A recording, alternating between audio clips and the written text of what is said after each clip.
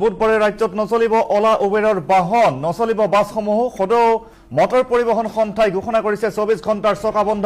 বুধবাৰে পুৱা 5 বজাৰ পৰা বন্ধ থাকিব সকলো বাহনৰ চলাচল কেন্দ্ৰীয় চৰকাৰৰ পৰিবহণ নীতিৰ বিৰুদ্ধে এই প্ৰতিবাদ সংগঠনটোৰ বাছ টেক্সি আৰু আন বাহনসমূহ চলাচল বন্ধ থাকিব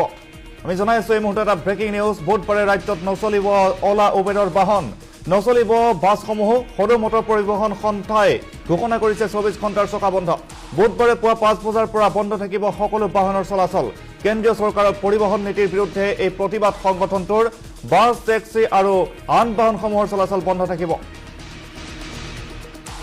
আৰু এই বিষয়ে অধিক জানিবলৈ আমি ফোন লাইনত সংযুক্ত হৈছো এক্সিকিউটিভ এডিটৰ লুইট নীলদনৰ সৈতে লুইট নীলদন সবিশেষ তথ্যৰ বাবে আপোনাৰ ওচৰলৈ গৈছো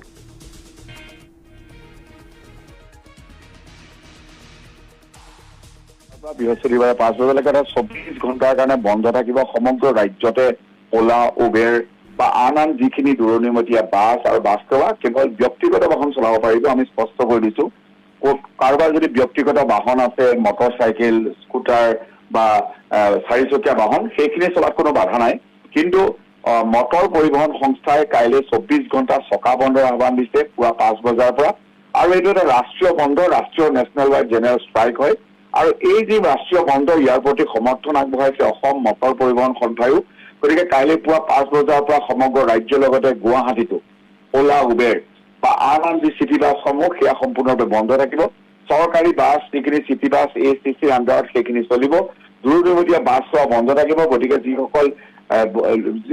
লোক আছে যিসকলে সাধাৰণতে এনে ধৰণৰ সেৱা ব্যৱহাৰ কৰে তেওঁলোকে কাইলৈৰ কাৰণে চিন্তিত হ'ব লাগিব কাইলৈ যথেষ্ট অসুবিধা হ'ব পাৰে কিন্তু পুনৰ কৈছো যে যাৰ নিজৰ ব্যক্তিগত বাহন আছে কোনোবাই নিজৰ মটৰ চাইকেলেৰে বা স্কুটাৰেৰে বা আন নিজৰ চাৰিচকীয়া বাহনেৰে যাব বিচাৰে তেওঁলোকে যোৱাত বাধা নাই কেৱল যিখিনি ব্যৱসায়িক বাহন সেই ব্যৱসায়িক বাহনখনৰ চলাচল বন্ধ থাকিব ট্ৰাকৰ চলাচল বন্ধ থাকিব ওলা উবেৰ বন্ধ থাকিব ওলা উবেৰৰ মটৰ চাইকেল বন্ধ থাকিব তাৰ উপৰিও যি দূৰণিবতীয়া বাছ বা ইয়াৰ যিখিনি চিটি বাছ এইখিনি বন্ধ থাকিব গতিকে 24 ঘণ্টাৰ কাৰণে এই বন্ধৰ আহ্বান দিয়া হৈছে আৰু কেন্দ্ৰীয় চৰকাৰৰ কিছুমান নীতি পৰিবহণ নীতিৰ বিৰুদ্ধে এইটো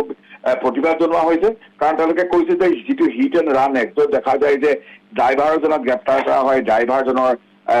10,000 টকালৈকে তেওঁলোকক চালান বন্ধ দিয়া হয় এনেবোৰ নীতিৰ বিৰুদ্ধে এই মটৰ পৰিবহণ সংস্থাই বন্ধ দিছে গতিকে কাইলৈও